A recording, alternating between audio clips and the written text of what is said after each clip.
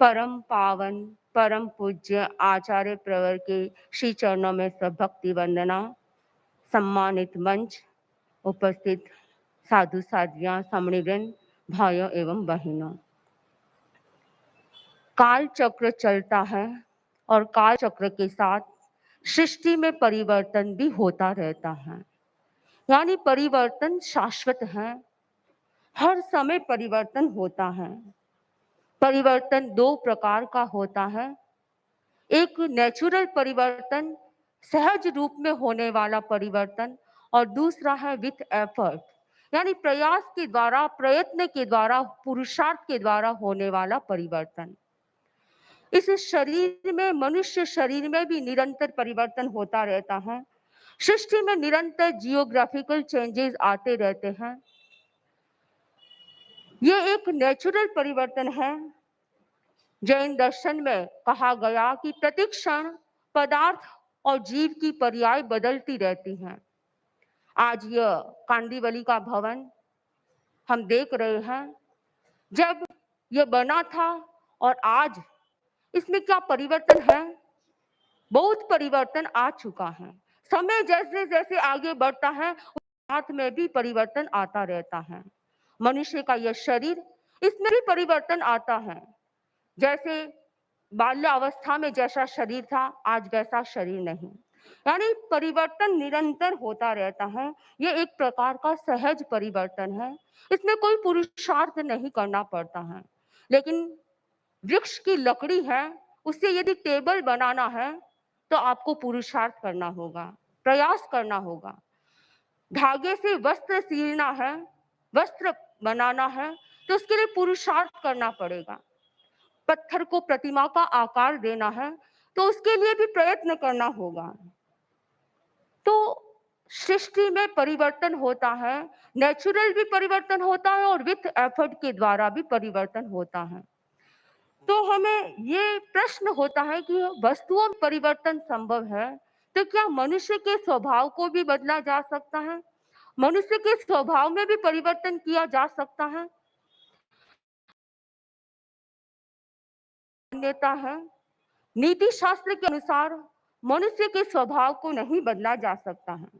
एक संस्कृत श्लोक में भी कहा गया है, स्वभावो नोपदेशेन कर्तु शक्यते कर्तुमन्यथा सुतप्तमपि पानीयम समयत्येव पावकम। अर्थात स्वभाव को उपदेश के द्वारा नहीं बदला जा सकता है। इस श्लोक में कहा गया, जैसे पानी होता है, उसे कितना भी गर्म किया जाए, वह आग को ठंड बुझाने का ही काम करेगा, आग को प्रदीप्त करने का कार्य नहीं करता है। यानी पानी का स्वभाव ठंडा है तो वह ठंडा ही रहेगा। वैसे ही मनुष्य का जैसा स्वभाव है, उसमें परिवर्तन नहीं हो सकता है। लेकिन अध्यात्मवादियों का चिंतन इससे विपरीत है। अध्यात्मवादियों का कहना है कि हर व्यक्ति के स्वभाव को रूपांतरित किया जा सकता है, उसे बदला जा सकता है। जैसे इतिहास के पृष्ठों को पलटा जाए तो हम देख सकते हैं कितने कितने व्यक्तियों ने अपने जीवन को बदला है। अर्जुन, मालाकार, अंगुलीमाल, वाल्मीकि, ये जो क्रूर वृत्ति करने वाले, हिंसक कार्य करने वाले व्यक्ति थे, लेकिन एक दिन उन्होंने भी अपने जीवन में परिवर्तन ला दिया। संतों का योग, सत्संगति का योग मिलता है तो व्यक्ति के स्वभाव में भी परिवर्तन आ सकता है। मैंने कल ही साध्वी प्रमुखाश्री जी से सुना कि जब आचार्य श्री महाप्रज्ञ जी यहाँ पधारे थे, तो एक डाकू उनके पास, एक रॉबर उनके पास आया था और उसने भी आचार्य प्रवर के व्यक्तित्व से प्रभावित होकर अपनी डाका डालने की वृत्ति को छोड़ दिया और यह संकल्प किया कि मैं अपने जीवन को अच्छा बनाने का, इंसानियत का जीवन जीने का प्रयास करूंगा। तो यानी एक डाकू भी अच्छा इंसान बन सकता है, उसमें भी परिवर्तन हो सकता है। परम पूज्य आचार्य प्रवर उपदेश देते हैं, प्रवचन करते हैं और उस प्रवचन के माध्यम से न जाने कितने कितने लोगों को नई दिशा प्रदान होती है, नई दिशा मिलती है, उनके जीवन की दशा बदल जाती है। आचार्य पर अपने उपदेशों के माध्यम से ये फरमाते हैं कि व्यक्ति को गुस्सा नहीं करना है, व्यक्ति को मूसा से बचना है और व्यक्ति को नशा से बचना है। इन 3 बातों की प्रेरणा आचार्य पर अपने उपदेशों में दिया करते हैं। तो उसके माध्यम से अनेक व्यक्तियों ने संकल्प किए और अपने जीवन में गुस्सा नहीं करने का संकल्प भी किया। किसी ने झूठ नहीं बोलने का संकल्प किया, तो किसी ने नशा छोड़ दिया। तो उपदेश के माध्यम से, सत्संगति के माध्यम से भी व्यक्ति के स्वभाव को बदला जा सकता है। यानी स्वभाव की कुरूपता को सुरूपता में बदला जा सकता है, सुंदरता में बदला जा सकता है। ट्रांसफॉर्मेशन के लिए हमें क्या करना है? बदलने के लिए 2 तरीके हो सकते हैं। एक होता है बाय हाइडिंग आवर वीकनेस और दूसरा है कि बाय डिलीटिंग आवर वीकनेस। हम अपनी कमजोरियों को छिपाकर हम अपने आप को बदलना चाहते हैं या हम अपनी कमजोरियों को मिटाकर अपने आप को बदलना चाहते हैं। कुछ व्यक्ति ऐसे होते हैं जो अपनी कमजोरियों को छिपाकर अपने आप को अच्छा दिखाना चाहते हैं।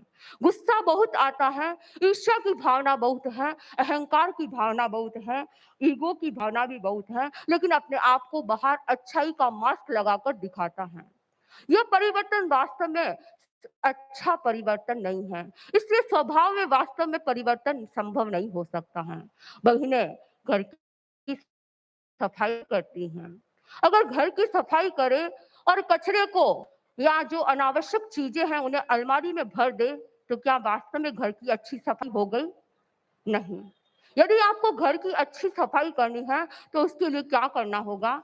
घर का कचरा घर से बाहर फेंकना होगा। अनावश्यक जो वस्तुएं हैं उन्हें घर से बाहर फेंकनी होगी, न कि अलमारी में उसे रखना होगा।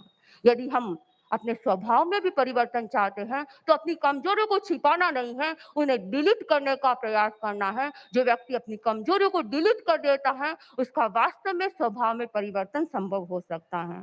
हम बुरी वृत्तियों को डिलीट करें और अच्छी वृत्तियों को अपने भीतर एंटर होने के लिए अवकाश दें। हम अपनी बुरी वृत्तियों को मिटाने का प्रयास करें और अच्छी वृत्तियों को स्थापित करने का प्रयास करें, ताकि हमारे स्वभाव में रूपांतरण आ सकता है, परिवर्तन घटित हो सकता है। परिवर्तन करने के लिए हमें किस पर फोकस करना है? परिवर्तन के लिए हमें 3 बातों पर ध्यान देना होगा, क्योंकि व्यक्तित्व के 3 घटक हैं। पहला है विचार, दूसरा है व्यवहार और तीसरा है भाव। विचार और व्यवहार हमारे भावों पर निर्भर होते हैं।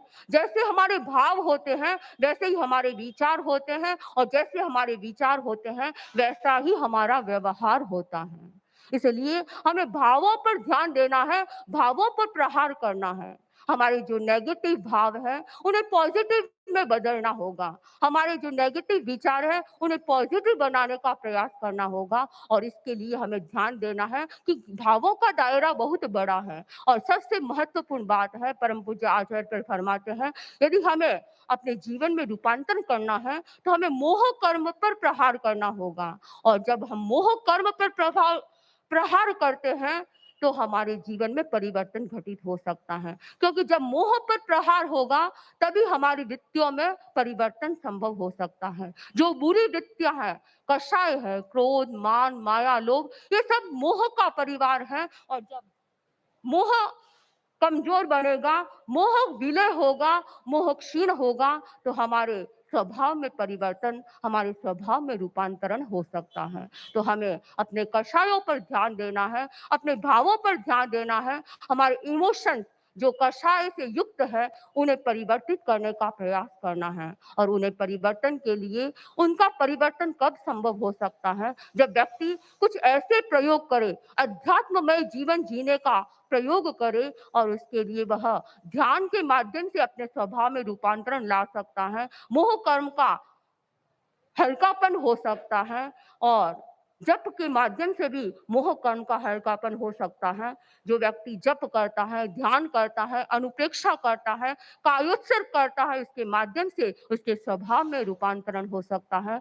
परम पूज्य आचार्य पर फरमाते हैं, यदि हमें गुस्से पर कंट्रोल करना है तो हमें इसके लिए भी एक जप करना चाहिए। और आचार्य पर फरमाते हैं, 10वें आलम का एक सूक्त है, उव समेण हणे को हम अपने कषायों को उपशांत करना चाहते हैं।